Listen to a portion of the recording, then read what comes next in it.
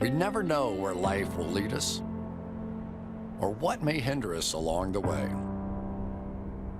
But while every day can feel like one big question mark, it doesn't have to.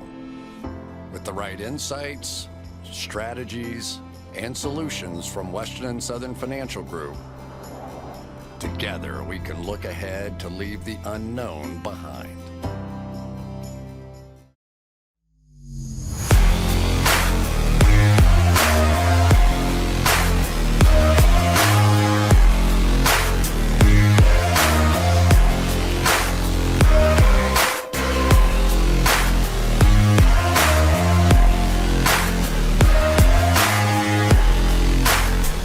Buddy, we got a loaded show today. The review podcasts are always fantastic because you get to watch every game, then go back when the All-22 drops in PFF Ultimate at like 12, 1 o'clock, and we'll start to review that tape as well. Got the college football tape on Sundays too, and talking to Sam Howell today at the back end of the show. I know. That's probably our biggest catch yet. I mean, even though he may not be the highest drafted of the guys that we've talked to. We had Surtain on, yeah. Yeah, but I mean, Sam Howell, pretty big name in college football right now. I'm excited, man. I'm excited. We're also coming off a weekend and a half to this Tuscaloosa trip. I can't wait to, at the back end here, right before the Sam Howell interview, we'll make sure to bring up this tailgate score because Tuscaloosa can't miss, man. That was a fantastic trip. Can't wait to get to that. Before we do, let's go ahead and do the Thursday night football review here. Broncos at Browns. Browns were favored by 3 initially. Baker Mayfield, the injury is announced. He's out. The line moves to 1.5. Broncos still push that 3. They win 17-14 over the Denver Broncos on Thursday Night Football. Case Keenum, not horrendous, didn't play losing football, while the offensive line and D'Ernest Johnson got shout-outs from LeBron James and legitimately torched this Broncos defense. The biggest takeaway for me, Alexander Johnson and Josie Jewell, the 2 linebackers for the Denver Broncos, out for the season, did not play in this game. They had backups at those positions, and they were awful. Sub 31.0 PFF grades in this game. Gave D'Ernest Johnson and company everything they had. When you can run the ball as effectively as the Browns did on Thursday night, it's going to be very difficult to lose football games. Yeah, Wyatt Teller was back playing his best football that we've seen. When he's on his game, like that is the best, it's probably the best run blocking guard in football. 91.6 run blocking score in this game. One of our calls here at PFF, one of our near and dear, 53rd in the PFF draft board back in 2018, ahead of Billy Price, Bengals legend. But yeah, I loved the takes though after the game because it wasn't that interesting game. But the takes of the offensive line, everyone's like, "Oh yeah, this is why O-line's the most important position group of football." Well, it's like it's the only position group that starts 5 guys every snap. Exactly. That was fine. Yeah. It's literally 1/2 of your offense. So yeah, I would hope it's the most important position group because you get 3 corners out there sometimes, you get 4 defensive linemen. No other position group sends out 5 routinely. Also, not just routinely, they play every snap if they're healthy. Like no other position group plays 5 guys and all 5 play every snap. Yeah. Like if they're healthy, obviously.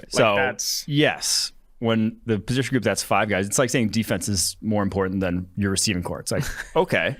Yeah, if it's 1/2 of the ball. But no, I did think this was about as Teddy Bridgewater a game as I can remember. That was like Teddy Bridgewater in a nutshell, where it's like 69.7 completion percentage. You think that's like, oh, that's good. He was accurate with the football. It's like, yeah, he was, but under 7 yards attempt. Literally just not operating. The offense is doing pretty much nothing the entire game, only scoring 14 points.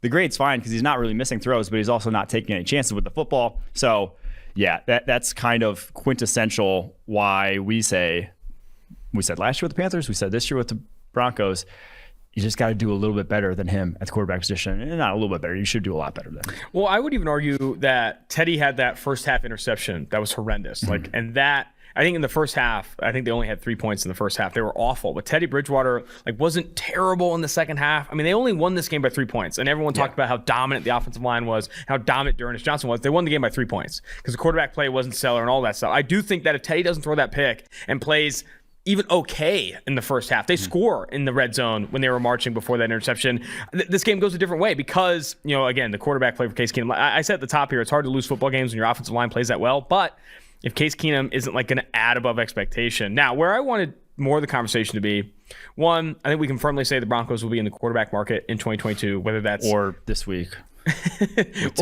or this week with Tua Tagovailoa, Deshaun Watson, those rumors spreading around, but also in free agency, if not, in the draft, if not. For the Browns, this line adjusted from 3-point favorites to 1.5-point favorites. with Case Keenum in, and I know there's a lot of conversation about Baker Mayfield, will he get surgery to end his season? I would argue no. I think it's more likely that Baker Mayfield pushes his way to play and then re-injures himself and then gets hurt for the rest of the season before he actually makes the decision to have a season-ending injury. Regardless, well, I mean, you're not throwing shoulders, not necessarily ever going to be season-ending. You can like tear that shit up. No, but they were having conversation on the broadcast that if he has surgery, it's over. Yeah, when he does, it's over. Then My take is that line? Do you think that I'm of the opinion that the line adjustment is pretty accurate? Like, it's a 1.5 point, maybe to 2.5 point difference with Case Keenum in there. What's your take there? Yeah, I mean, especially when Odell Beckham's also playing. Baker Mayfield's obviously not going to play well, so yeah. You need to get off that shtick. You need to get off that shtick. It's not a shtick. It's actually been proven in the grading system. But no, I do think. I mean, the way he's played this year, they've not been winning games because of him. Mm-hmm. I mean, he played early on in the season. He had a couple of games, but ever since obviously the injury, he has not been the quarterback that is leading them to victory. So I don't think it's that big of a 1.5 points is about the difference in this point. With him sideline, I definitely think it's a 1.5, 2 point difference in the spread every single week. Before we get to the Sunday slate, I have to bring up, if you want to support the podcast, support Tailgate, you can use promo code TAILGATE on PFF.com to save 25% off any PFF subscription. Get access to all the locked article content, the grades, the stats, fantasy betting, all that stuff on PFF.com. Use promo code TAILGATE for 25% off. I want to give one more shout out from this game, Thursday Night Football, because he's not going to get a shout out for Rookie of the Week because we saw someone go Super Saiyan on Sunday. But Jonathan Cooper, 7th round pick, Broncos, had the most impressive game I've seen from an edge rookie all season long. 85.7 overall grade, 5 pressures on only 15 pass rushing snaps. And those were coming against Jedrick Wills. They were legit wins, one-on-one, against a quality NFL offensive tackle. I was floored.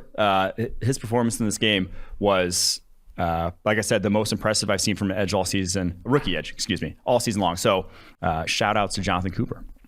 Jonathan Cooper getting a shout Ohio out State on the Tailgate pod. Rookie. You love to see it. You love to see it. Before now on to football team at Packers. Packers were favored by 8.5 in this one. They end up winning 24-10.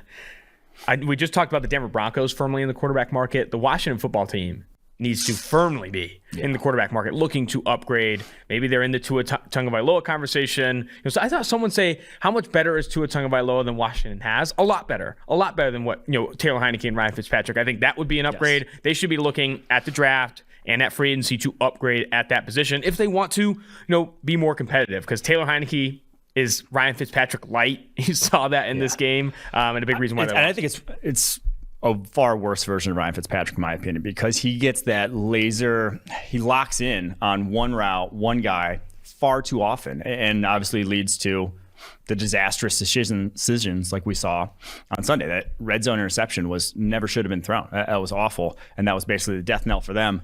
And the stat that's very indicative of this, and obviously these are maybe the two most top-heavy receiving cores in the NFL going head-to-head, and you see how the Packers can kind of scheme, and with Aaron Rodgers at the helm, work around the fact that they just have Devontae Adams. With the football team, they pump it to McLaurin. They don't care. It's like third down, McLaurin. Under pressure, McLaurin. He has 33 contested targets this season, Terry McLaurin, who's a good separator. Like usually we say the guys who are getting the most contested targets are your bigger wide receivers. It's like, no, it's because he's forcing it to him. 33 contested targets. The second most in the NFL is 16. That's insane. Mike Williams, who is what you think of when you think of a contested target type of wide receiver. So yeah, Taylor Heineke is just not getting the ball to open receivers. He is forcing the ball, and as we've seen, the offense is suffering because of it. Man, football team probably already packing it in, looking ahead to the offseason. Meanwhile, packing it. If Tua Tagovailoa is available for a first-round pick, would you rather have Jamin Davis right now or Tua Tagovailoa? It's like that's the decision you're kind of looking at because you're probably still going to be picking somewhere in the teens. And yeah, you can get a good player there, but I would take my chance on a guy like Tua, who you kind of eat the developmental years already. Like those are gone. He's already kind of up to the speed of the NFL. I would do that in a heartbeat if I was. He's looked really good over the last few weeks. We'll get to that a little bit later. But he's looked really good. The guy who hasn't looked really good, who I was kind of floored in this game, Chase Young. He has a lower pass rushing grade this year than he did last year. And now we've said so few players hit the ground at an elite level. Myles Garrett took till year 3 until he was really playing at that. Even Khalil Mack too. Yeah, so like no one really hits it, but Chase Young you thought was going to with the way he ended last season, but only 22 pressures on the season so far, only 2 in this game against Green Bay.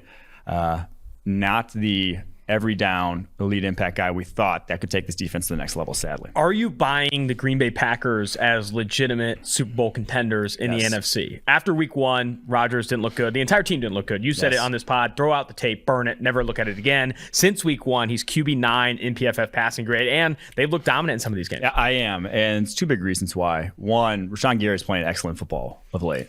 10 pressures in this game, 7 pressures the week prior against Chicago. And he's a consistent pocket pusher type of guy that when they get Zadarius Smith back, that's one of the better edge duos in the NFL if both of them are healthy. So, knock on wood that Zadarius Smith does come back. But that's why, and then I just think this defensive scheme is a big, big improvement from what we've seen in years past with Mike Pettin. I think they have the personnel that fits it much better. And obviously they're doing these, they're having good results without Jair Alexander playing.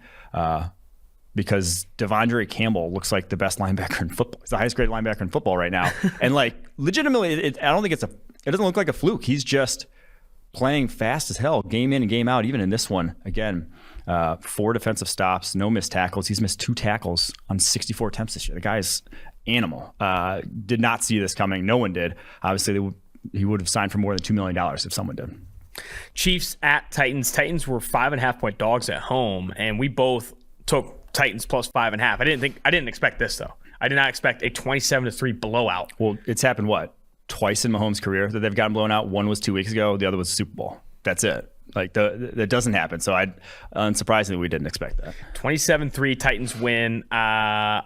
Should the Kansas City Chiefs be hitting the panic button? I thought Patrick Mahomes had a really good post-game press conference talking about, for the last couple of weeks we've been saying it's early in the season. It's not. We need to turn it around. We need to step things up. It isn't early in the season anymore, and there are legitimate concerns. And we've talked about this defense is the worst in the NFL. It continues to show out as that. And Patrick Mahomes, if he isn't perfect and this defense is as bad as it is, they're going to lose games. But now it's getting to that blowout situation. Why are they getting blown out right now? I think it's Mahomes is putting too much pressure on himself, or because the defense is so bad, because he knows they have to put up points. I think he's getting very big play happy, and you see that with his turnover where they play numbers. Like, he is taking the checkdowns, the underneath stuff. He is passing a lot of those up to break pockets to try to find guys down the football field. And we ooh and ah over the throw last week to Tyreek Hill where he's outside the pocket, throwing across his body, and look at how easy he makes it.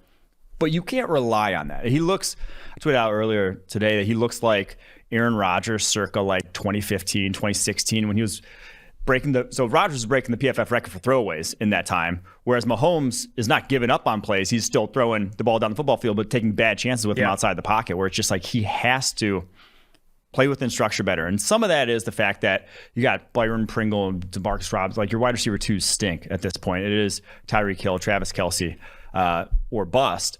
But a lot of that is just him breaking out of some clean pockets and not hanging in there and operating within that offense. So I think some of the blame, as much as it's blasphemous to say, does lie at the foot of Mahomes. The talent's there. The talent didn't go anywhere, just like it didn't go anywhere with Rodgers. He just has to play within structure better. Yeah, I mean, and it's and the defense isn't getting any better. I will say the defense does suck. It's always, but it's never been great on that side of the ball. It is probably the worst he's had in his career, though. I mean, I don't even know how you correct that. I mean, I guess you have to, instill confidence in the inside of structure stuff and have to calm him down. You have to calm Mahomes down, take off the superhero cape, and let's play within structure and play our game. And even if the defense does give up 30, inside of structure, Patrick Mahomes, you can put up 30, you can put up 40. Instead of, like you said, bailing out of clean pockets is something we've seen with a lot of good quarterbacks. A lot of talented quarterbacks will bail out of clean pockets and have that. How about on the Titans side, your takeaways? Yeah, A.J. Brown reportedly lost 7 pounds in a week because of the whatever. He can't even eat. Plays balls out in this one. Did not look like it. So he said he got it from Chipotle, right? Mm-hmm. You were a former Chipotle employee. How have they had so many, they've had a ton of these health sort of, I heard that they soak their chicken for 24 hours in adobo. They do. Adobo. Yeah. Okay. They do. I don't know if that's a huge fact because they do that with every piece of chicken. Okay. But I don't know. As a Chipotle employee, I only did the guac. I was gonna say, you got any insight onto why the chicken was fire though? I know they don't cut any corners. They don't cut any corners. At least I didn't. You're washing everything. You're watching like a hawk. If you cut a bell pepper too fucking big, they're on your ass. So I don't know how it keeps on. Chipotle keeps on catching that. Shooting themselves in the foot. But I mean, a lot of it is like, I mean, when you're dealing with so much fresh food, you're never freezing anything. Everything's fresh. You're putting yourself in a position where, you're not, you could cost yourself. Fair. All right. The other shout I want to give in this game, though, Nick Bolton came to play in the run game, 7 defensive stops. Big reason. I mean, Derrick Henry, we talked about him being the issue for them. 86 yards and 29 carries. That's not why they lost this game. I thought the defense actually had one of their better showings considering the matchup. It really was just A.J. Brown going superhero a few times that cost them in this game. So shout out to Nick Bolton. Had a ton of plays in the backfield, key and runs. Falcons at Dolphins. We both took Dolphins, I think, plus 2.5. They do cover but not win. Falcons win 30-28. All that matters. All that matters. It's all that matters. Good teams cover. Good teams cover. This is the Kyle Pitts game. I mean, we thought it was 2 weeks ago in London. This one, he's the highest graded offensive player this week. Yes. 93.6 PFF grade on the week. He was phenomenal in one-on-one. Beat Xavier Howard in this game. He beat Xavier Howard and the one-handed snag. I mean, Kyle Pitts looks the part. He looks exactly what they brought him in to do. And I think, the slow start for Pitts, most tight ends, that's 2 years. For him, it was about 4 or 5 weeks before he really hit his stride. And now targeted at a high volume, used everywhere on the football field, and legitimately the focal point of this offense. Yeah, I was going to say, you saw the usage. Like the go ball is him as the X receiver on the outside against Xavier Howard. And he still beats him in the 2-minute drill. And then he had the 2-minute drill at the end of the first half, too, that he set him up with the one-handed catch. That wasn't a clean one-hander, as my brother would say. It's not, doesn't quite count. But the thing that got lost in that highlight was he was guarded by Eric Rowe on the play, a safety. One-on-one, Kyle Pitts, who is, for all intents and purposes, like wide receiver quality, ex-wide receiver quality from the outside. Going up against, it's like if Jamar Chase is going up against Eric Rowe, that's a nightmare mismatch. You would never do that as a defense. But because you have to treat him as a tight end, you get Eric Rowe on him, and all of a sudden it's a massive play in a 2-minute drill that is the reason why we said this is why you draft Kyle Pitts that high, is because he won't get treated. He's an ex-wide receiver who won't get treated like one, and makes that big play, puts him into scoring position.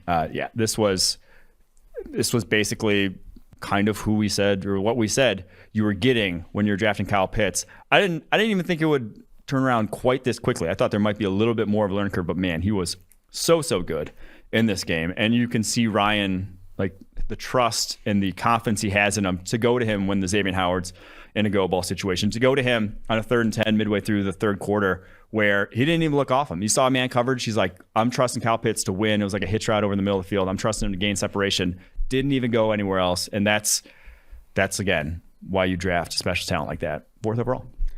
Although I will say Jalen Waddle looked good in this game too. I thought he looked, he was getting really easy separation. I thought they were doing a better job of getting him in motion at the snap, getting him some releases down the football field. Now, they played a lot of cover 2, the Falcons, so you're not going to generate a ton of big plays. But I thought in terms of like converting third downs, converting, 2nd and longs, he was the guy that Tua was looking for. I mean, a couple free release out routes, you're never going to get within arm's reach of Jalen Waddle. Then he had the bubble screen he took for a first down as well. I thought Waddle, I mean, he can be used simply, you put it in your notes here, getting him in motion at the snap. I think doing that, like what the Raiders have done with Ruggs, getting him free releases, when you get those guys who are like legitimately dynamic free releases, you can do a lot with it. And he did play well. Tua played well too. 4 touchdowns in this one. I mean, this was not, I mean, the Dolphins defense was, obviously gives up 30 in this one. You hope to be more of a strength. Pitts balling out against their defensive backs. But Tua, I think, gave their best effort, and I know you thought that as well. Yeah, the 2 picks, I wouldn't call either of them bad. Like now the one to Dalton Schultz in the end zone. Not Dalton Schultz. Gesicki. Dalton Schultz. Or no, it was Dalton Schultz. It's Dalton Schultz, right? Dalton Schultz plays for the Cowboys. Durham Smythe. Yeah. I get them confused, all those D tight ends that are whatever. Durham Smythe. DS. But that one was on Smythe, in my humble opinion.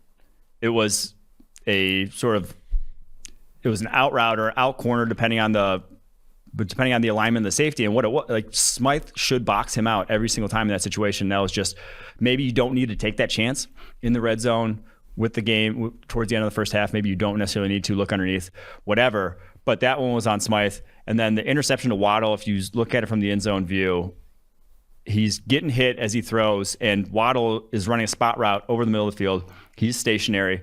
Tua cocks back to throw it, getting hit, throws it. Waddle immediately bolts left, doesn't recognize that, he has that Tua is under pressure, isn't going to be able to adjust to that, and throws it right where Waddle just was. So that one, it looked awful in real time, looked awful from the TV copy. That one, I wouldn't put necessarily either of them as necessarily bad plays. So I was guilty of it too. I tweeted, he looked like he forgets how to play quarterback once a game, and he has in the past. But that one, this game was honestly the best I've seen him play as an NFL player. I mean, over the past 2 weeks, he's a top 10 graded passer according to PFF. He has looked very good. I think the issues are more on the defensive side of the ball for the Miami Dolphins. And if he does go elsewhere, I do see some of the arguments on Twitter about how much of an upgrade is he over this player or this player. He is. I do think that there's a lot of meat on the bone for him to develop as well with a good offensive line. People are forgetting the Miami Dolphins offensive line is bottom 3 unit in the NFL, if not the worst. Yeah. So don't. I think Joe Burrow playing well, Justin Herbert playing well, that does not help Tua's case in that he's the bust of the group, but he is also playing well. This is another talented quarterback from that He class. did not have a single off-target pass in this game. Full stop. Every throw that was to the wide receiver was all catchable. I think he had 4 that were broken up at the catch point, but they were all where they should have been. Maybe he could have taken some better chances at times, but that was it. And I would agree with you. I think Tua Tagovailoa is worth, a middle, an expectedly middle of the pack first rounder on the trade market right now. If you're going to be drafting between 14 and 32, and you're looking to make an upgrade at the quarterback position, like a handful of the teams we've talked about, giving that first rounder up for Tua Tagovailoa, I think is a better decision than spending that on a player improving your roster at another position. Yeah, especially if you're drafted 14 and 32 or whatever, you're a good team. A team that's going to be in the market like the Steelers, like Washington, like Denver, where that's a roster that can compete. All 3 of those. Now, and they all have quarterback situations that are rough.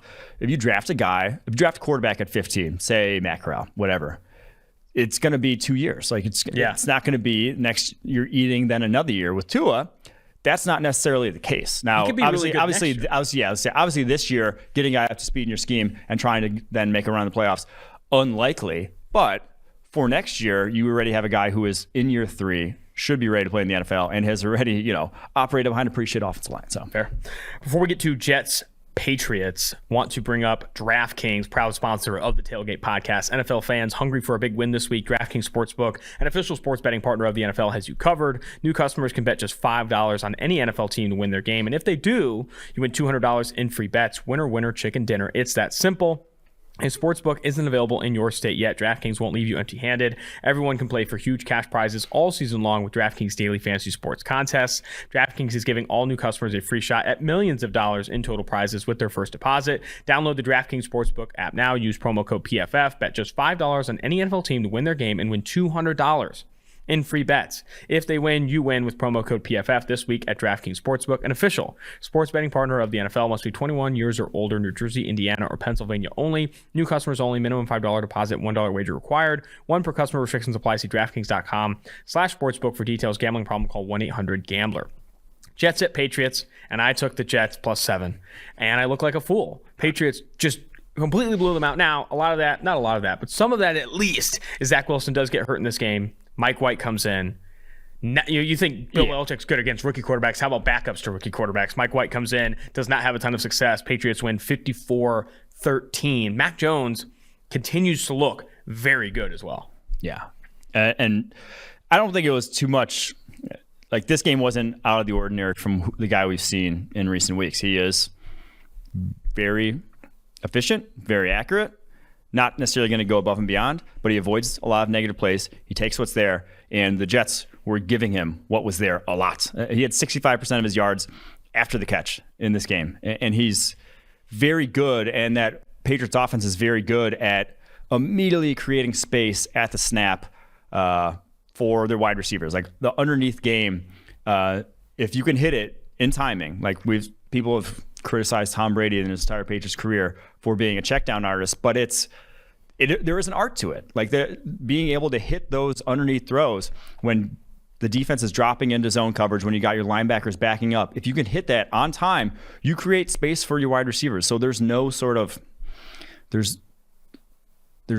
don't get style points for gaining yards through the air, through your arm, down the football field. If you can get 50 yards by throwing get style points, you just don't get actual points. Yeah, you don't get points on the scoreboard, excuse me, for throwing it through the air 50 yards when you can gain 50 yards by just hitting your running back on a swing route. Like, that is the sort of beauty of the Patriots offense. And the Jets just never never took that away from them in this game. And Mac Jones is so good at hitting those routes on timing to get those guys good yak opportunities. Whereas the next game we're going to talk about with the Panthers, I think that's one of Sam Darnold's biggest sort of shortcomings still, is that when he does get to his check down, it's so late and so behind that you're not gaining any yards from it. And as we saw, that Panthers offense couldn't get a first down to save their life. I think a lot of that too is, Mac Jones' success and the Patriots' offensive success is this offensive line. You had Isaiah Wynn back. Well, the running game was just insane. All 5 offensive linemen in this game that started for the Patriots earned 73 plus PFF grades. Yeah. Like, they only allowed 5 pressures as a unit on total. Isaiah Wynn also came back in this game, played 76 snaps, an 81.0 grade. Michael Onwenu, second-year offensive lineman out of Michigan, is the 3rd highest graded run blocker in the NFL, regardless of position, up there with Zach Martin, Tyron Smith, and Trent Williams. That's how good Onwenu has been. This offensive line, I think preseason we called it a top 3 offensive line in the NFL. They are showing out and allowing Mac Jones and this offense to have a lot of success, especially against bad defenses that lack talent along the defensive line like the Jets do. Patriots win handily 54-13. Panthers at Giants. I think we both like the Giants in this one. No, we both like the Panthers. Oh, okay. Or at least I like the Panthers. I don't know. Can't remember now. Now I can't remember. Maybe I definitely picked the Panthers. But this was, tough to see for Sam Darnold. Giants win 25-3. Darnold plays awful. Since week 4, he's the lowest grade quarterback in the NFL. Yeah. And I mean, I would say what you want about the grades. He's been the worst quarterback. Yeah. Like, there's no disagreement there. Everyone with 2 eyes can tell he's played like absolute dog shit. Like, it's nothing, just any aspect of quarterbacking that you want. Accuracy, timing, decision making, trifecta. The dude's not playing good football.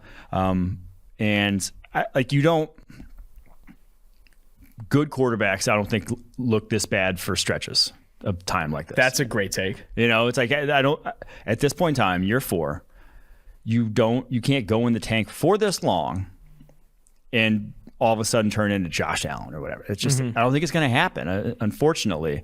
And the play that really highlights just how bad he's been is there was a 3rd down at the beginning of the 3rd quarter, and they obviously haven't moved the ball to save their life. And it's an RPO on like a 3rd and 3, and they're kind of just on the edge of field goal range, probably like the 40-yard line. He pulls it and then doesn't throw it and takes a sack. You can't pull an RPO to not throw it. That's like quarterback rule numero uno on an RPO, is that ball just has to get out of your hand because then off the line or down the field, whatever. Pulls it, doesn't throw, and then he doesn't even throw it away. He takes a sack, gets him well out of field goal range, can't even go for the 4th down. Just inexplicable. And if you go back and look, it was at 11:08 in the 3rd quarter. If he hands that off, it's like 10-yard gain. It was wide open, the run block, and they were not in position on that 3rd down to guard it. So a lot of big yikes. A lot of, for me, when you watch, this is one of the few games where I didn't turn on all 22 immediately and watch like the progression of the game.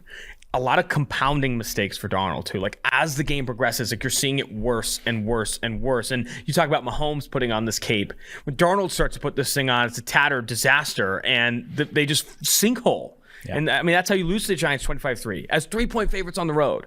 Daniel Jones looked good in this one. You had that one-handed snag. I mean, I don't think your brother would call it a one-hander, but it was kind of dope for a quarterback. And then he takes the hit. I thought that was a nice little play from Daniel Jones. He looked good. Azeez Ojulari graded really well in this one. Darius Slayton graded well. It was a positive week for the Giants at home. Yeah, Ojulari is the one I want to highlight because we just got the blackout last week. Had back-to-back weeks without a pressure. 40 straight pass rushing snaps without getting home. 8 pressures in this one. They put him over Brady Christensen, who's the rookie left tackle for the Panthers, in the 4th quarter. In the 4th quarter, when it was kind of, they knew the Panthers had to pass, and he was cooking them. I mean, just anything he wanted. And that's kind of his game. And that's why a lot of people called him maybe a DPR at his size, because he needs that head of steam. He needs that wide alignment to really work his move sets. And when he does, though, it's dangerous. And you saw it, 3 sacks, like I said, 8 pressures. Easily the best we've seen him look on this young season. On to Bengals at Ravens. We both took Baltimore. We were both big on it. We're never in doubt, dude. I had the Bengals, right? You didn't have the Bengals? Shut up. We were both, Bengals I liked believers. Ravens I'm wearing minus the 6.5. I liked Ravens minus 6.5. Quinn always makes fun of me because I've been fading the Bengals all year, picking the opposite, and they've just dominated. I mean, every single turn, they've dominated. Quinn, I want to issue a formal apology. I know we don't have the mic on Never today, in doubt. It's a formal apology to Mike Quinn and all Bengals fans. On the road, 6.5 point dogs. Bengals dominate 41-17. The obvious, start of this conversation has to be Ja'Marr Chase. Ja'Marr Chase is on an absolute tear, and this was easily his toughest matchup yet, going against Marlon Humphrey, this Baltimore Ravens defense, and he cooked him at every turn. This was such an impressive performance for Chase. This Chase-Burrow combination, we said it all draft season, we said it all preseason. This is going to help Joe Burrow so much. I didn't even expect it to hit the ground running this fast. This is an absurd, blazing start for Burrow and Chase. They beat a legitimate, AFC title contender in the Baltimore Ravens on the road at 6.5 point dogs, 41-17. Yeah. If they have... You're wearing the Bengals shirt for a reason. If they have A.J. Green going one-on-one against Marlon Humphrey all game instead of Ja'Marr Chase, I don't think they win this game. I just don't. They pretty much any of the explosive pass plays outside of these Uzama one, but all those plays to Chase are not getting made by A.J. Green. A.J. Green is not taking it 70-plus yards to the house after the catch. A.J. Green is not, back shouldering him at the catch point routinely. There were a number of plays that were just special, and the after the catch stuff really got underrated with Chase throughout the draft process by national media and the conversation between him and Devontae Smith. He was the best probably receiver after Kadarius Toney, Rondale Moore, after kind of the gadget yak guys in this class. He was the best after the catch with the ball in his hands. He was just ridiculously difficult to bring down a couple years ago. And again, 9 broken tackles on 35 catches so far this season. Has a number on that one play alone against the Ravens. He was, and that's, again, a matchup we thought would go the Ravens' way. It's difficult to beat up Marlon Humphrey. No one has the way Ja'Marr Chase just did. I have to bring this up for Joe Burrow because I think a lot of conversation is on Ja'Marr Chase, and rightfully so, but Burrow has taken massive strides this year. Joe Burrow versus the Blitz in 2020 was the 23rd ranked quarterback in PFF grade. So far this year, first, 93.1, getting the ball out faster, knows where he's going. He has taken such a massive step forward. Ja'Marr Chase obviously has hit the ground running. This offensive line ranks 7th in pressure rate allowed, and this was Jonah Williams' worst game of the season. He did not have a good game against the Baltimore Ravens defensive line. I think he was one of the lowest graded players for the Bengals, but still not enough. And I think some people, I specifically brought back that meme. You remember that viral meme that was going around that you draft Ja'Marr Chase, you have no one on the offensive line, Joe Burrow's just going to get sacked every play. That's not only not true, but completely opposite. Ja'Marr Chase ranks 2nd in the NFL in receiving yards. Joe Burrow has been sacked, I think, on only 3% of his dropbacks, which is a top 10 rate in the NFL. He has been fantastic, and so has Ja'Marr Chase. This offense looking legit. And underrated in all of this is saving Zach Taylor's job. Zach Taylor now, a lot of people talked about Joe Brady going to Cincinnati after this season, Zach Taylor on his way out. 5-2, he's not going anywhere. He's not going anywhere. Now you got the first place team in the AFC North. You can't fire that coach. You can't. No. So Zach Taylor, it looks like he's going to stay in Cincinnati. I'm excited to see him build up this team because even I've bagged on Zach Taylor. His offense hasn't been good. But everyone you talk to in Cincinnati, Solomon Wilcox, PFF guy who has been in that locker room a ton, said everyone loves Zach Taylor. The players love Zach Taylor. Yeah. So to see him having the success now on the football field, I think is a huge win. I have to give a shout out to this defense, though. Obviously, harp on Chase, the offense, the explosive plays, whatever. But this defense is so far different than the defenses we've seen in years past from the Bengals as well, and obviously the Zach Taylor era. And it's the defensive tackles, man. Larry Ogunjobi in this game. 5 pressures. Couple sacks, had 4 run stops as well. DJ Reader obviously coming back massive. They are a different animal right up the middle than we've seen in years past. Lamar Jackson ain't running wild on this defense the way he has, like I said, in years past. Logan Wilson playing better this season. The addition of Trey Henderson, he hasn't been phenomenal, but he's been better. It's an improved defense at every step. And I'll say this, I think I've said it a handful of times or hinted at it. Chidobe Awuzie, the signing from the Dallas Cowboys, has been one of the best free agent signings of any team in the NFL. He's cornerback 3 right now in PFF grade. Casey Hayward, Marshawn Lattimore, Jadobe Awuzie, and then Jalen Ramsey are the four highest graded cornerbacks in the NFL. I'll say it right now. The free agent signing of the offseason, the best one. He is having a massive impact for the Cincinnati Bengals. The best big signing.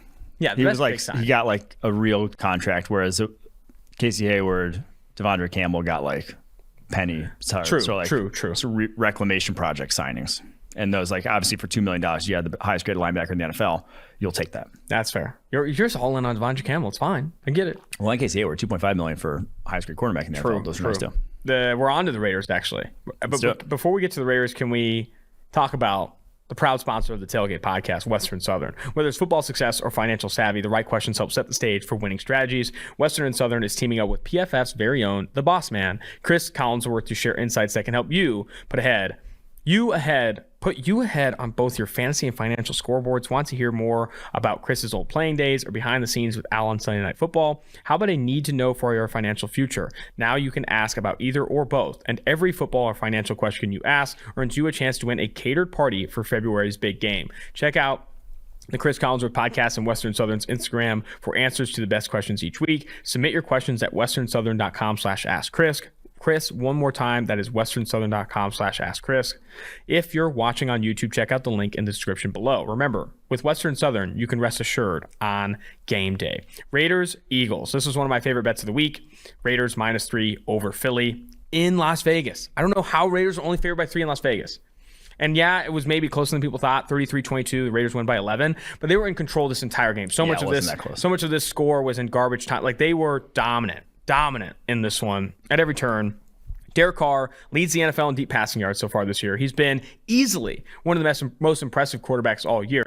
I wouldn't call in the MVP race yet with Kyler Murray playing as well as he is. I'd say Tom Brady playing as well as he is, but he has been really, really good. And I think if they don't lose that Chicago game where John Gruden was literally on his last leg, and if they're only one last team to Justin Herbert and the Los Angeles Chargers, the Raiders still don't hit the panic button after that Bears loss. I think are very legit.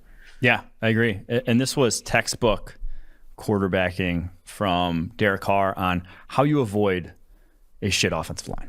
Because, it was not going to be good. If he was dropping back to pass and looking down the football field consistently, it wasn't not going to be good. Alex Leatherwood had 8.1 pass blocking grade in this game. They were losing a lot of one-on-ones, but I think a lot of offenses think when you have a bad offensive line, got to protect your quarterback, got to run the football.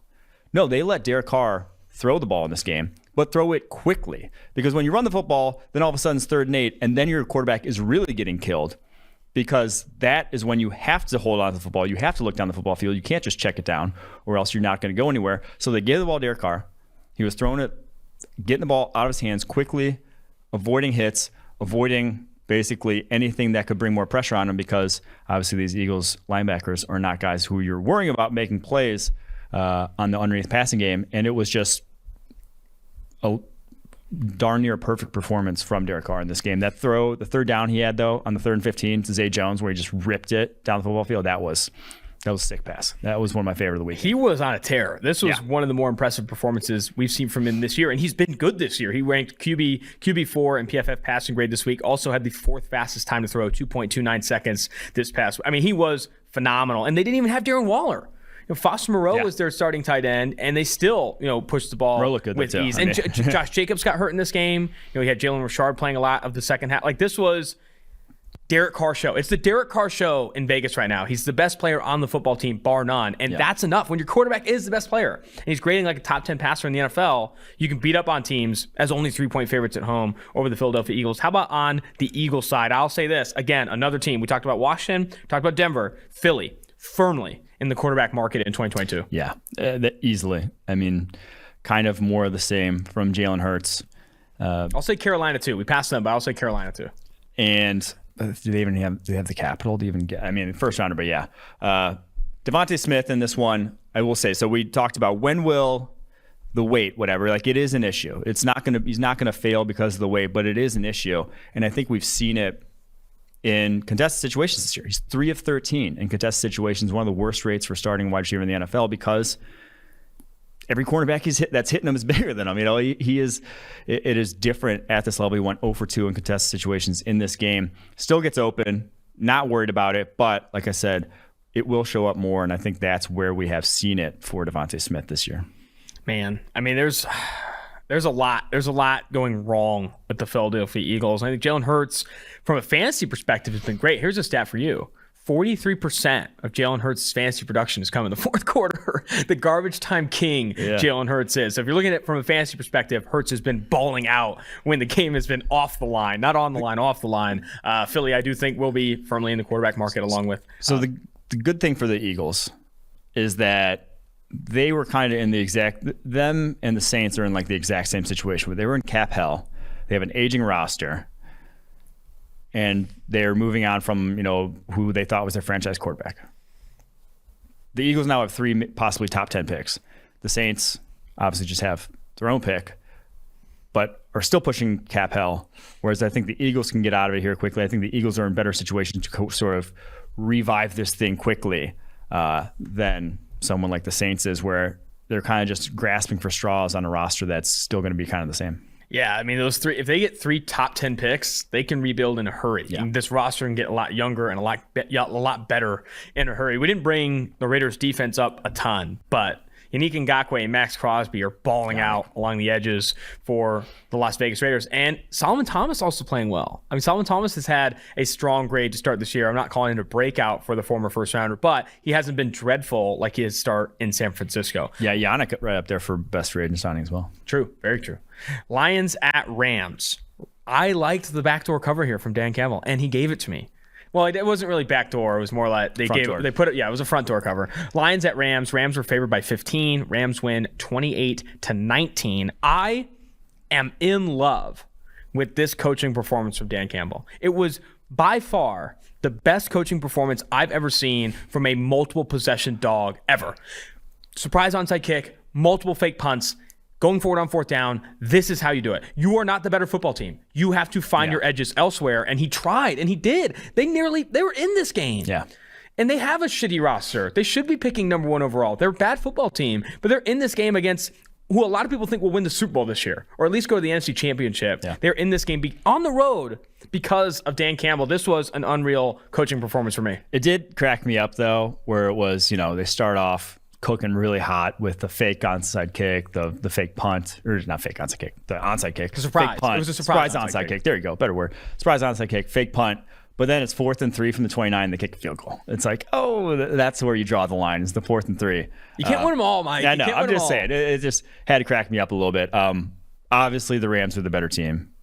It was when kind of down the stretch in the fourth quarter. It felt like kind of a lot of those games on Saturday where there looked like there would be a lot of upsets early on. Kansas, Oklahoma. It's just like, Tennessee, Bama. It's just inevitable. Like it was inevitable. But I do want to highlight Penny Sewell in the run game.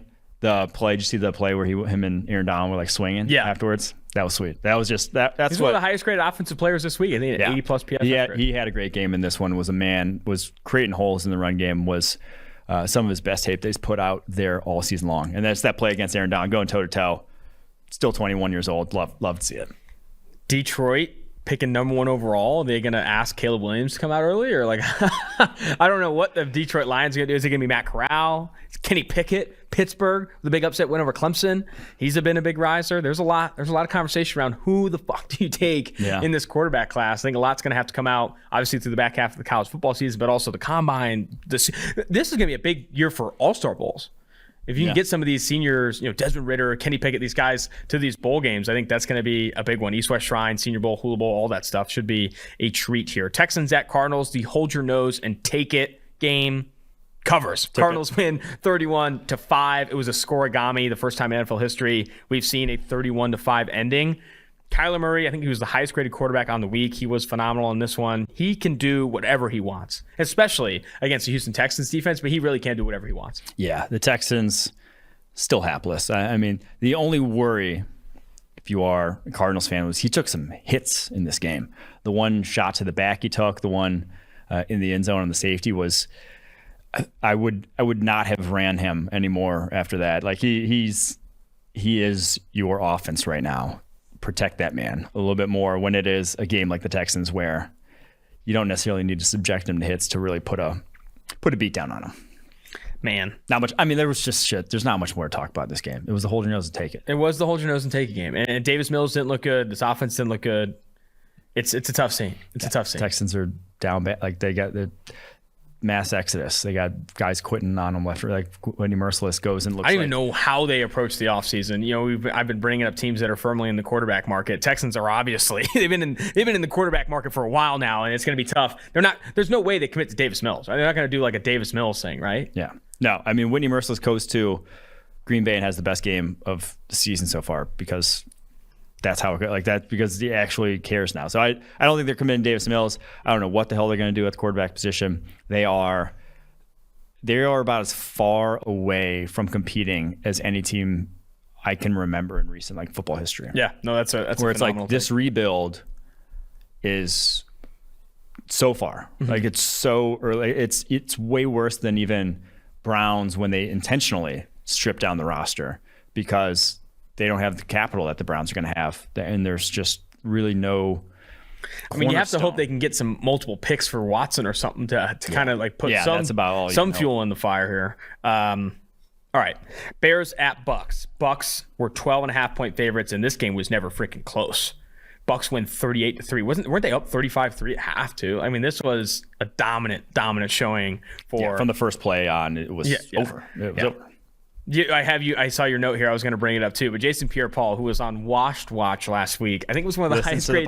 He was one of the highest grade defenders in all of football this week. He played really good game against a bad Bears offensive line, but still stepped up to the occasion. Yeah, it was against bad Bears tackles. Yeah, right tackle. Gosh, the name's eluding me right now. But 91.9 overall grade. The forced fumble. Justin Fields just has to. He's got to get the ball out of his hands quicker, man. He had two.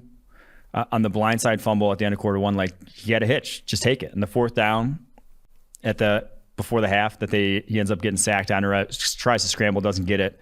Again, there's a hitch there. If he throws it on time, just take it. Like he's got to just let it rip sometimes, and still thinks that if that first thing's not there, he can still just make a play with his legs.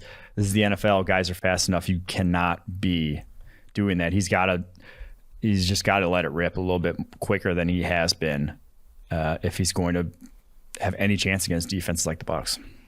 The Bears are in they're going to have a very interesting offseason. I think you could see Nagy and Pace on their way out. It's an older roster on the defensive side of the ball. You see Akeem Hicks at the trade deadline. You saw the Raiders calling for Khalil Mack. I like Justin Fields. I think you have to continue to develop Justin Fields, but I think there are a lot of question marks at other positions for them to really right the ship, including potentially on the sideline there. I want to give a shout out though to Khalil Herbert, last one. Rookie running back. Juice Herbert. He looks good. Shit, like in this game, 100 yards against the Bucs defense. I don't know when the last time that's happened. Probably not been any time recently. Yeah. Not by a single back. I think the highest was like 86 yards by DeAndre Swift or something.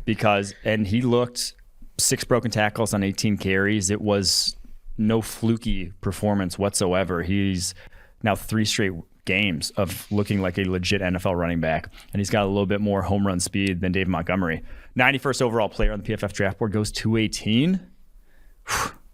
It's PFF. If PFF has a running back 91st overall, we believe in him. So he only has 3 toes on his left foot too. That might be why. That's a huge reason. I mean, it helps you. I can't think of anything that would. I don't know how it helps you either. I think he's got. I think the 6 toe would actually help. A 6 toe would help. Toes. Oh no, does he have web toes? He's got one of those. I think he's got. He did both. have 6 toes actually. It was Puka Williams who had the. Oh no, you're right. Who had the 3 toes. I just typed in more toes. Khalil Herbert toes. He has 6 toes on his left foot. That helps. Yeah, that's huge. You saw that on PFF College. The Kentucky guy have 6 fingers. You gotta get. I asked him on the interview when we had him on the podcast if he could show his foot. He said no. Someone needs to see it. I need to verify. Honestly, he could be lying. That's how. Could have helped his draft stock. Outside zone left when he plants that foot. Plants that. It gets out there. Dude, the end zone angle this week. I'm gonna just cut every left plant. Oh my god, the 6 toe just gripping the turf. All right, Sunday Night Football, the rain game. It was a fucking torrential downpour. Oh, that was my rule. I changed. Remember. Every stadium's got to be a dome. No rain, no bad weather games. You said you'd change that? I did, didn't I? I like rain games. I hate bad weather games. Forces you to be a real football player. I mean, if it adds complete randomness into a game. True. Like that Brandon Ayuk punt coverage was not random. That was dumb. Yeah, what was he doing? But that would end up costing him. It was Jimmy G fumbling the game away that ended up costing him. But Colts, Niners at home, favored by 4 in the rain. Colts win pretty handily here. Colts win 30-18. Man, can we start with, so this game, obviously, you mentioned randomness. The Colts, in my opinion, were the better football team. They had the better receiving core. Michael Pittman Jr. looked phenomenal in this one. He's had a really stellar start to the season. But what does Kyle Shanahan do at the quarterback position? So much of the conversation in the broadcast with Chris and I was like, if Trey Lance was healthy, does he play in this game? Because you got to run the football more with the rain. Moving forward, if both are healthy, which one do you move forward with? My opinion is you move forward with Trey Lance to develop Trey Lance. And I think some people were talking about the Niners as like sneaky contenders. I say no. The NFC is too good to include the Niners in there. The NFC is way too good to include the San Francisco 49ers as like potential frisky contenders. No, they are not contenders. They are a team that needs to figure out who the fuck their quarterback's going to be. And I think you start by putting Trey Lance out there. Yeah, at this point, you're not getting back into it, the mix. You're not benefiting from starting Jimmy G. Yeah. So I think I would start Trey Lance as well when he's healthy. But it's worth asking if Shanahan's really like lost the fastball to a degree. Uh-oh.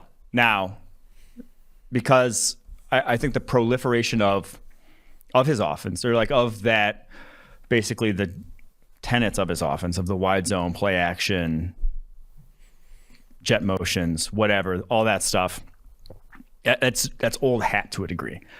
His passing concepts and like the passing offenses still don't kind of, I think Eric Crocker, who's a former defensive back from the NFL, great follow on Twitter for anything cornerback play, said it well, is that he doesn't necessarily attack matchups in the passing game. He attacks matchups in the running game, but you never see him going at certain corners, certain safeties, whatever. And now some of that's the fact that he's had Jimmy G at quarterback and whatnot, but like they just don't have the sort of explosive plays in the passing game or the, I guess, downfield passing attack that would really scare a lot of defenses in the NFL nowadays. I'm not saying he's lost it, but I think a lot of his success came against the cover 3 defenses, the Seattle sort of scheme, and now people are putting caps on those play action games with 2 high safeties. The Colts play a ton of 2 high safeties, and you just see that the run game only gets you so far, and the reliance on it,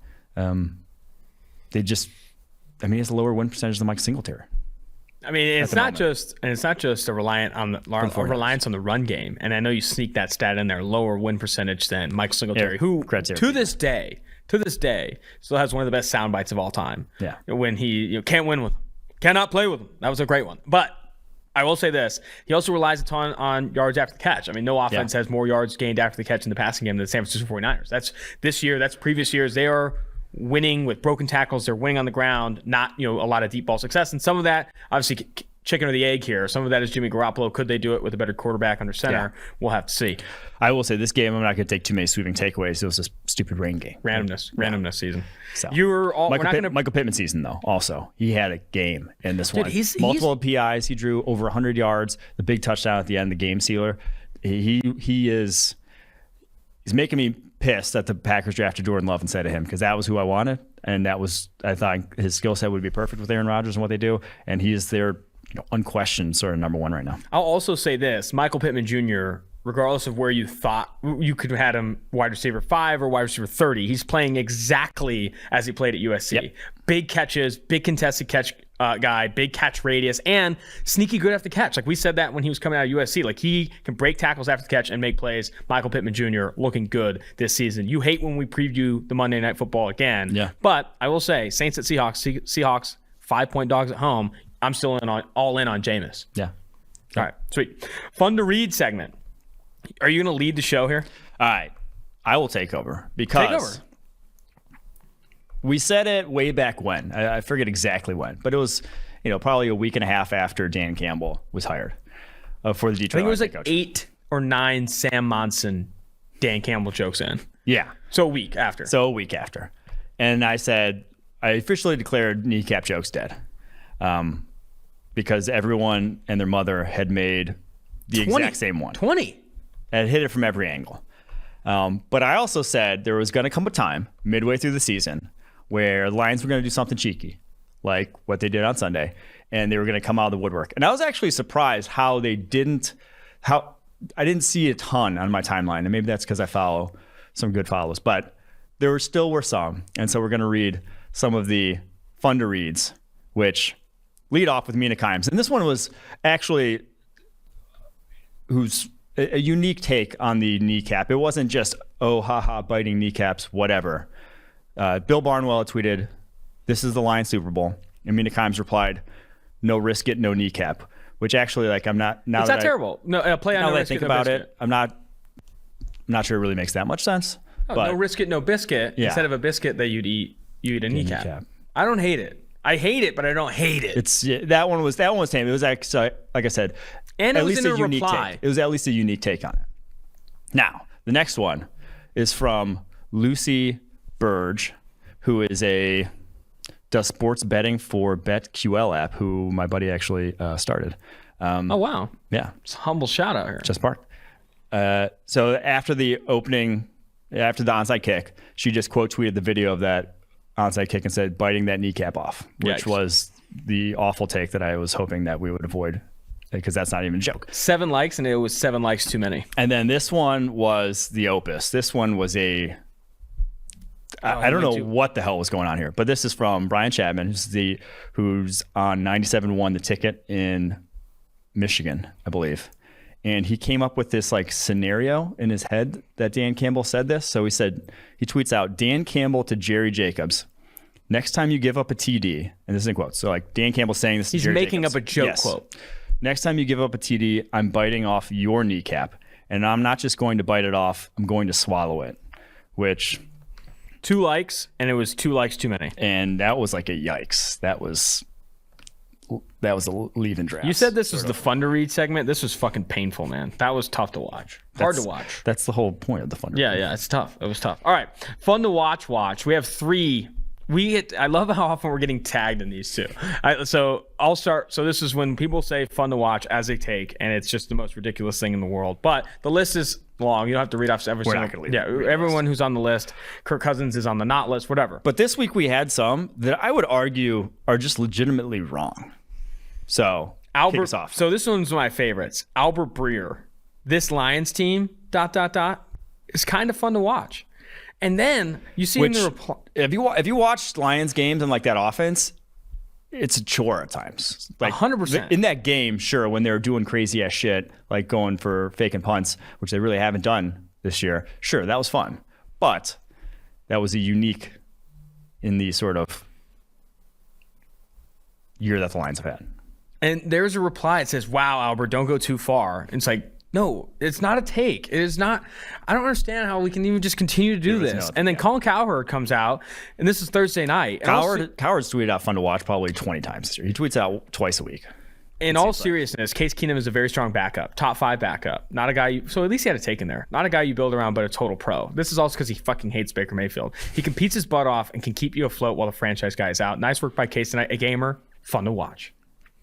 He also had the gotta admit Taylor Heineke. Did he start that tweet with gotta admit? Gotta admit. He said that for Taylor Heineke too. Gotta admit. If he tweets gotta admit, a fun to watch is about to come next. John Ledyard next, friend of the show. I believe he writes for Pewter Report. Jamar Chase is a special player. So much fun to watch. And this is why we have this segment in the first place. It's because it's so ridiculous that both the Lions, Case Keenum, and Jamar Chase can all be fun to watch. Yeah. Who isn't fun to watch? Stop tweeting out fun to watch. Just stop. It doesn't make any sense. All right. Rookie of the week. Your rookie of the week. This one I think could have been shared, by the way. Who? Kyle Pitts. Kyle Pitts could have. Yeah. Kyle Pitts was the highest grade offensive player this week. I think could have been a share. But fine. Go ahead and give it to this guy. I give it to Jamar Chase. 8 for 201. 8 for 201. Against Marlon Humphrey. Now, they weren't all on Marlon Humphrey. I believe 5 for like 160 were on Marlon, but it's more than Marlon's ever given up in his entire career. And again, say it. Maybe they still win that game with AJ Green, but they don't. It is a tight one. None of those plays, the big plays he made, are big plays the way they were with Jamar Chase. With AJ Green, it just wasn't. Yeah, I mean, he's been a legitimate difference maker for a team that now leads the AFC. So, blackout of the week. My goodness, Justin Fields, not a good week for the rookie quarterback in Chicago. 3 picks, 3 fumbles. Not no silver lining to be had from that performance. No secret to the Blackout of the Week segment. It's just been not good. And that's the Bears seems now, I don't know how the hell they beat the Raiders, but it seems like writing's on the wall. That was John Gruden also like on his last leg. I mean, that has to be a factor, right? It was also on the road. I was at home. I don't know. It was on the road for the Raiders, but at home for Chicago. So the kick your pants moment of the week, and this is a great prelude or prologue to the phenomenal weekend we had in Tuscaloosa. Yes. So the kick your pants gets wrapped in the tailgate review. There was no like football play or event in the actual football that really made me kick I don't know. pants. I caked a little bit. A small caking. Yeah. When Caleb Williams stole the ball. That was cool. From the running back on fourth down. But it was to beat Kansas. Regardless, that's a rare play. That was like everyone in the bar was like, what? That was kind of phenomenal. I was a big fan of that. I caked minor. But the cake pants moment, for myself at least, was we're playing. So we're at in Tuscaloosa. On campus, they just have cornhole boards that are concrete built into campus. Like they're built into the ground. Yeah, that you can just play on. And so we're playing on those boards, and it was with awesome. The crimson A on there. Yeah, it was fucking and lit. like a videographer for Alabama comes up and asks, "Can I start videotaping you guys?" And we're like, "Yeah, sure." We're beaten. It's me and Dave Zolfaro, who's the PR guy here at PFF, going up against you and our boy Charlie. Charlie, big shout out to Charlie. Before you tell the rest of the story, Charlie, who met with us in Tuscaloosa, he's from Cincy. He's born and raised in Cincy. Goes to the University of Alabama. He's sending me some DMs, which I encourage you all to do. If you're fans and you're at these tailgates, we're going to Jacksonville this week for the world's largest outdoor cocktail party. But he's like, hey, man, I'm going to be in the Quad, which is the best tailgate scene I've been to. If we should hang, and he meets us up. We played some cornhole together, and he hung out with us the entire time. We introduced him to a lot of things. Charlie, big shout out to the fan at Tailgate. He was a good time. He showed us Tuscaloosa well. But so she starts videoing, and immediately I go 4 for 4 in the hole on cornhole. Put Austin in the dirt. That was a cake pants moment for myself. The opposite of that moment was when David Sofaro, to go play on those concrete bags, went and grabbed children's bags for the cornhole bag. He's like, oh yeah, I got you. He goes to another tailgate, comes back with like stuff that you'd find at the bottom of McDonald's fucking Happy Meal as bags. And we were trying to play with these windy bags. It was bad. But it was the size of like a 50-cent piece. It was not good. All right, let's get to this tailgate review. Can I start? Please. Tailgate, you can bury me in Tuscaloosa. I said this about State College, but you can honestly bury me in Tuscaloosa. It is competing, in my opinion, for the best city I've been to in the United States. And I've been to a decent amount. I did a road trip from San Diego to Florida and back and all that stuff. It is phenomenal. It is the perfect college town. It's a small town that legitimately rallies around the University of Alabama. And that's not surprising to people, but you can feel it. The energy is different. It is all about the college there, and the bars are catered to the University of Alabama. The streets are catered to the University of Alabama, and every single person there, Roll Tide Roll, is all about it. And that, in my opinion, encompasses a great tailgate. When you are going to a city or a destination that legitimately wants nothing but Alabama football, even when they're 25-point favorites over Tennessee, it's a phenomenal piece. I thought the bar scene was fantastic. And then the Quad, where everyone should tailgate if you go to the University of Alabama, the energy was unreal. Yeah. So it had the best tailgate setup I've seen at any school I've been to, in terms of you have sorority row literally backing up to Bryant-Denny Stadium. Like you open your door. Like if you're in whatever sorority, you open your door and the stadium is free. And you're in line. And frat rows in the vicinity as well. You have the bars kitty corner, like on that same block, roll up, like the bar row rolls right up to the stadium. And then the Quad also, like all on the same block and a half space. All the tailgating, all the bars, all the frat sororities are all right there. So everyone is in the same spot. And the Quad is in the middle of campus. To explain the Quad is not like where you park your cars and then everyone's like tailgating on RVs and stuff. This is like everyone just sets up tents. Yeah. It's in campus. All tents, all on grass tailgating, no parking lot tailgating like at Notre Dame where we went. So it is, it was electric. It was probably, like I said, the best setup I've seen. The only downside was that on game days, some of the bars have like insane covers. There's $40 cover at certain bars. Now we went to Houndstooth, which is a cool sports bar that didn't have a cover. Really enjoyed it. I mean, like I said, it was probably the best single tailgate now. The whiteout was maybe a better experience because it was whiteout and that atmosphere is insane. But just in terms of like the school and the setup and the tailgates. It's the best one we've been to. Yeah. And my recommendation, my schedule, my agenda recommendation, get there early Friday. Get to the bars before the covers come out and go to either Houndstooth or Galette's. Yeah. Those are the two best bars on University Ave. And then from there, Friday night, have yourself a day. Then there's a Waffle House that's 24 hours right across the way if you'd like to take a piece. Saturday, get to the quad as soon as you can. Maybe stop at Houndstooth first, grab a couple Yellow Hammers, which is a mixture of every alcohol they have, pineapple juice and orange juice, if you want to get your hangover started early. But you literally can't miss there. The final grade for Tuscaloosa Tailgate. 95.6. Best on the year. Takes the cake on the year so far. Now, could Jacksonville pass it up? Maybe, but you're going to have that caveat that it's not actually not on a campus. We also have coming down the pike here, Morgantown. We're going to be in West Virginia. Got Knoxville. Then you got Ann Arbor. There's a lot left on the bone here. Yeah. There's a lot left on the bone. But right now, Tuscaloosa, I'll say it, Mike. I know we're going to be planning our trip for next year soon. I don't know if we can do we can't miss Tuscaloosa. You can't not put it back on the show because we need to agree to just one repeat tailgate. I think that might be it because that one's a treat, man. That one is a treat. Well, we got to go to Ohio State Notre Dame next year, so that's gonna be a repeat too. But fair enough. All right. Before we get to now the Sam Howell interview and close out the show, forgot to mention the proud sponsor of Tailgate, Manscaped. It's football season, baby. You know what that means. It means we're going for two here on the sponsors of today's show. Manscaped, blitzing through hairs has never been easier. And it's time for you to join 2 million men worldwide who trust Manscaped by using code PFF at manscaped.com. for 20% off plus free shipping. It's 3 and out the window with all of the trimmers. Now go tame that Wildcat offense. We're going to Jacksonville this week. I'm bringing the trimmer. They got ball toner. They got ball lotion. They got it all, man. They got it all. And I'm bringing it all. The world's largest outdoor cocktail party. You tell me I'm not going to be ball tonered up? You better check yourself. The brand new Lawnmower 4.0 is here to take your defense to the next level. The 4th generation trimmer features a cutting-edge ceramic blade to reduce grooming accidents thanks to their advanced skin-safe technology. The Lawnmower 4.0 has a 7,000 RPM motor, a new multi-function on-off switch can engage a travel lock, and gives you the ability to turn the 4,000 LED light spotlight on and off when needed for a more precise shave. Did I mention this trimmer is waterproof too? Rain, snow, or sleet are no match for the waterproof power of the 4.0. There's no 15-yard penalty for this clipping. Get 20% off and free shipping with code PFF at manscaped.com. That's 20% off with free shipping at manscaped.com and use code PFF. Stiff arm your pubes out the playoffs this year with Manscaped. Now, on to the man of the hour, Sam Howell, UNC quarterback. That interview plays now. Now joining the Tailgate podcast is current North Carolina quarterback Sam Howell, an absolute PFF darling. You are a guy that has graded so well in PFF's grading over the past few years now and having a lot of success this year as well. A top quarterback prospect in the 2022 NFL draft. One of the best deep throwers in college football. Sam, great to have you on the show. Yeah, appreciate you guys for having me on. Absolutely, man. I got to start with this, and we're going to get to your game. We're going to talk a lot about, the successes that you've had. But we had Mac Brown on this same podcast before the season, and he talked a lot about this recruiting story where, originally committed to Florida State, and he goes right to you, and the first thing you ask him is like, "Where's the playbook? What are you guys running? And when can I start looking?" And I think that recruiting story, I want to hear your side. Mac Brown's side's great, but talk to me about your experience working with Mac Brown. Obviously, flipped to UNC.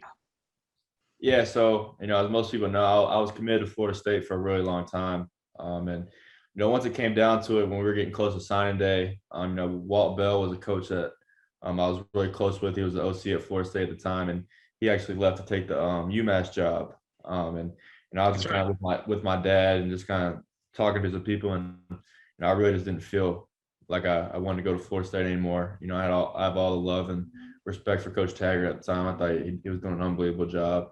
But I really just wanted to go somewhere else. So I kind of opened it back up, and a lot of people kind of came back into the picture. And obviously, North Carolina hired Mac Brown. As a big college football fan growing up, I know a lot about him. So as soon as he kind of started trying to recruit me, I knew in the back of my head that North Carolina was a place that I kind of can see myself going, especially under his leadership.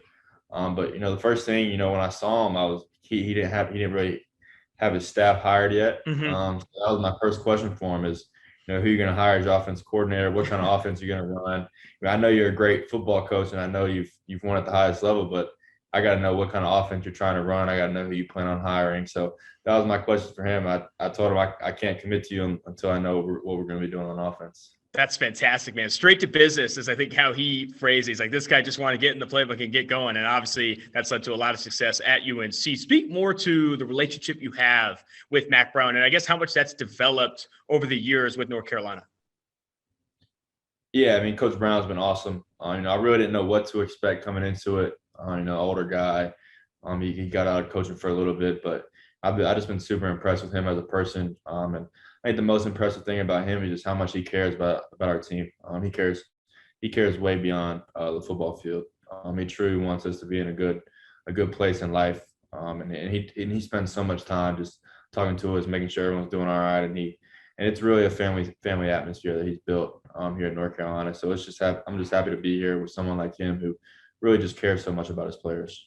I mean, you oftentimes find that, the best coaches in college football are those guys like Mack Brown that care about players on and off the field and develop them as human beings. I think you see that in yourself and others that have graduated and gone on from UNC. I want to speak more to or talk more about your leadership style as well. It's obviously such a big part of the quarterback position. I think an obvious strength of yours as well, talking to Mack Brown and others. How would you describe your leadership style, both on and off the field with your teammates? And how would you say that has changed or developed over the years, now having, played at North Carolina for a few years now?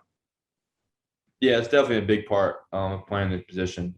I think for me, I just want to make sure I'm bringing the best out of my teammates every single day. And I think, I don't know if people really respond to, you jumping on them all the time if they make a mistake and stuff like that. I truly just want to help those guys. And, what I try to do is I just try to challenge them just to give everything they got and be their best. I hold them to a standard every single day, and they know what I expect out of them. So that's kind of my leadership style. They just know, when I'm there, what to expect from me. They know that, they know to give everything they got. That's the expectation. But now leadership is something it's super important in this game. It's super important at the quarterback position. You just got to be that guy that your team can always count on. And I think another big part of it is just being a good teammate. Whenever guys need something, whether it's on or off the field, I think especially off the field, you should be that guy. And I truly care about all my teammates. I love them to death, and I just want to be that guy for them. Yeah, that's fantastic to hear. Talking to a lot of college coaches, a question I often ask is, what do you want from your quarterback? What's the most important thing? And, you'll have guys bring up accuracy and, the ability to work off play action, these specific concepts. But I'll never forget, Herm Edwards, Arizona State, brings up, I want the guy that's going to lead men in the fourth quarter and in these clutch moments, that leader that commands a huddle and those things. I think it has that importance for a lot of coaches, and it's good to hear you speak to that. And now maybe independent of your leadership, what do you feel has improved the most with your game specifically, over the years, over the course of your career at UNC? Yeah, I mean, I think when I think about where I've improved the most, I think definitely I'm more mobile than I was when I started my freshman year in 2019. After I watched film, after I really self-evaluated myself after that year, I just really was not satisfied with how I was moving. I felt like I wasn't in good enough shape to where I could protect myself at times. I just wanted to be a threat running the ball as well, because I think in college especially, it just makes it so much harder for the defense. So I put so much time into mobility, hip mobility. Our strength staff, led by Coach Hess, they've done an unbelievable job. They're the best in the country. So I put a lot of time into that, and I think it's really starting to pay off for us. It paid off a little bit last year for us, and it's paying off this year for us. And I think also just mentally, I think I'd a way better understanding of the game, especially on the defense side of the ball. I think I truly know what defenses are trying to do and how they're trying to stop us and what exactly they're doing to try to stop our offense. And I think that's overall helped me from a decision-making standpoint. I really wanted to bring up the fact that you're running the ball with so much success this year. Your yardage totals are like nearly double than what you had this year, and you obviously still have games to play. It sounds like it was a massive point of emphasis for you to improve personally, but did the coaching staff also want to build the offense around your rushing ability, or has that something kind of just sprung out of nowhere with obviously the improvement you made in the offseason? Yeah, honestly, it really wasn't much of a plan coming in. I just think it's something that just kind of happened. We're running the quarterback draw really well right now. We put a lot of time into it with the O-line. I think the first 2 years here, we weren't blocking it well up front just because we didn't spend a whole lot of time in it. Just because if you have Javonte Williams and Michael Carter, why would you let me run the ball? So that was kind of our philosophy early on. And I think our O-line's just done a really good job of blocking the quarterback draw, and I think that's where a lot of my rushing yards have come from. So really, it really wasn't planned coming into the season. I think it's just something that we've had a lot of success doing, so we're going to continue to do it. I'm glad you brought up Javonte Williams, man. I mean, he has been a monster in the NFL. Also, broke PFF record for forced missed tackles per carry. He's on that pace again with the Denver Broncos. What was it like handing out to him and just watching him work at the college level? Yeah, no, it was awesome to have Javonte. He's an awesome guy, an awesome friend of mine. He's one of those guys, he don't really say a whole lot. He just kind of puts his head down and works. And whether before he started rushing for 100-some yards a game, he was the same guy he was after he was doing that. And I think that's probably the coolest thing about Javonte is he's always stayed true to himself. He works so hard, and I enjoy watching him at the next level. I was watching his game just last night, and he did an awesome job. So it's just super fun to watch Javonte, and just to know the type of person he is, and makes it even better.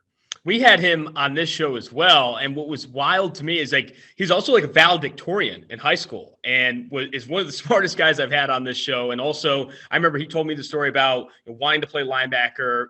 Alabama didn't want him, and he makes the shift to running back, and he gets to UNC. He has a crazy background. What an awesome story in the NFL right now. Going back to, you were talking about a little bit about knowing what the defense is coming and how much you've improved in that standpoint, talking to a lot of other older veteran players expected to enter the draft, Kyer Elam of Florida, Ahmad Gardner of Cincinnati, Kingsley Enagbare, South Carolina. When I asked them, what has improved the most over their career, so many times I hear football IQ, football IQ. I know what's happening on film. I know what I'm doing in the film room. How have your film habits changed? And I guess your approach to the film room, how has that impacted your game on the field?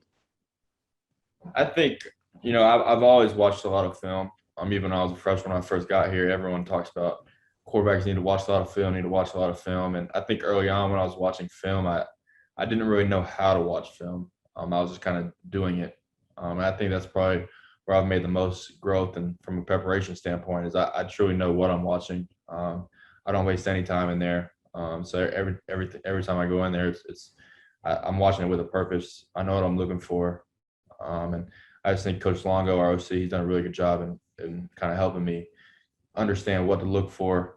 So I think that's probably where I've made the most growth is really I'm probably not putting any more time into it because I've always put a lot of time into it, but I think I'm doing it with more of a purpose now. I know exactly what I'm looking for when I go in there. Yeah, I mean, I think that's awesome to hear. I'll never forget, talking to Jonah Williams, former Alabama offensive tackle, now plays for Cincy. He talked about going in the NFL, everyone's athletic, everyone's big. Where you can really separate yourself is how you approach film and how you prepare and preparing with that purpose. We talked a little bit about Javonte Williams. He was not the only skill player that went on to the NFL. De'Ami Brown, Daz Newsome, Michael Carter. How have you kind of taken that challenge, that obvious challenge, head on with so many new faces on the offensive side of the ball at UNC?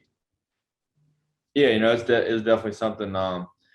It's been a challenge for us on offense coming into the year, but I think our mindset as an offense is just we're excited for the challenge. What a great opportunity for us, and what a great opportunity for some of our younger guys to step up and make a name for themselves. And you've seen that. You've seen it with Josh Downs, Ty Chandler, and we got some more guys that we're going to start getting more involved as well. But I think it's been an awesome challenge for us, an awesome opportunity. I think it's much of a challenge. It's an even bigger opportunity for us. And a lot of our skill player guys, they kind of have a chip on their shoulder just because they know what everyone's talking about. Everyone's talking about it, all the players we lost, and rightfully so. They were all great players for us. But yeah, I think it's been an awesome opportunity for us, and we're going to try to take advantage of it for the rest of the season.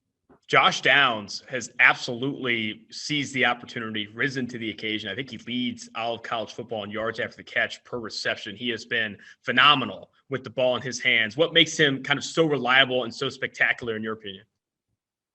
I think with Josh, he's a professional.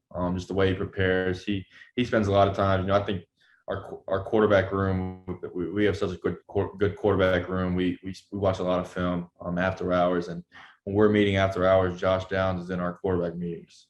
He prepares like a professional. Wow. His dad's a coach, so his dad raised him very well, and he truly knows what it takes. I think he's good enough where if he didn't watch any film, he'd still go have over 100 yards a game, but he truly cares about the preparation. I think that's what really separates him, because there's a lot of really good talented players in college football, but I don't think there's probably none that prepare like Josh Downs does for a game. And he truly knows when we call playing the game, why we're calling it, what we're looking for.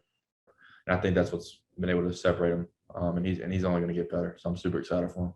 Electric athlete, coach's son, and he's in the QB room as a receiver. That is the recipe for a lot of success at the college level. I know you've worked with quarterback specialist Anthony Boone, and he has had a tremendous impact on your game. Can you hit on some of the biggest things you've learned or the biggest lessons he's taught you in recent years? Yeah, Anthony's been awesome for me. He's been through a lot in his life, and he's seen a lot of football. He's someone I've been working with since right end of my 8th grade year, starting 9th grade, and he's really just changed my game. I think when I was younger, I was just playing quarterback because I threw the ball far and I threw it hard. And I really give him the credit of really turning me into a quarterback, just from a footwork standpoint.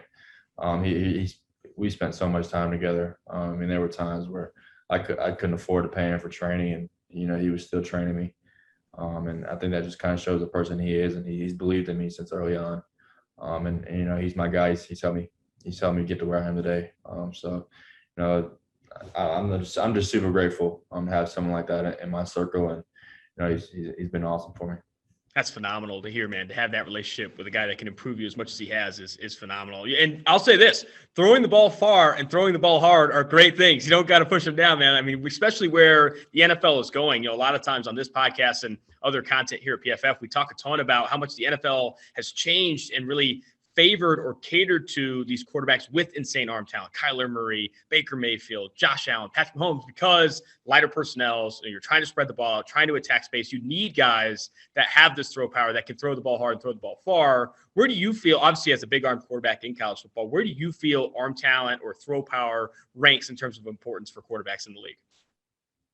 Yeah, I think there's so many great quarterbacks in the league doing it now. And there's so many talented guys from Aaron Rodgers, Josh Allen, Matthew Stafford, Mahomes, Kyler Murray, all those guys. I think there's so many guys with so many special talents in the NFL, and they're making some unbelievable throws every single Sunday. It's super fun to watch. But, for me, I truly think I truly know I can make every single throw on the field. I can make any throw a coach needs a quarterback to make on the field. So that's how I'm confident in my game. I put a lot of time into it, and I work very hard at trying to perfect my craft. So I truly feel like I can make any throw any coach can ask me to make. Making all the throws, so important in today's NFL. We can finish with this one, Sam. I really appreciate the time. What goals do you have, both from a team and personal perspective, to close out this season at UNC?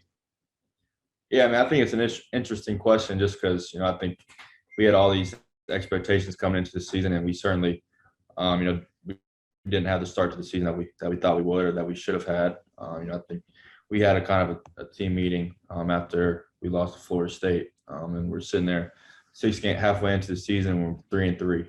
We started as a top 10 team, and you start 3-3. That's not ideal. But we all just kind of came together as a team, and my message to them was, I told them I loved every single person in that room. And I told them they're going to get everything I got for these last 6 games, and we're going to do the best we can to win every single one of them.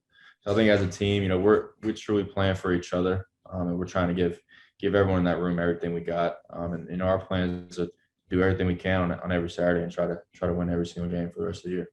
Want to know every single week. Love that, Sam. Thank you so much for jumping on the show. Really appreciate the time, and I wish you the best of luck moving forward.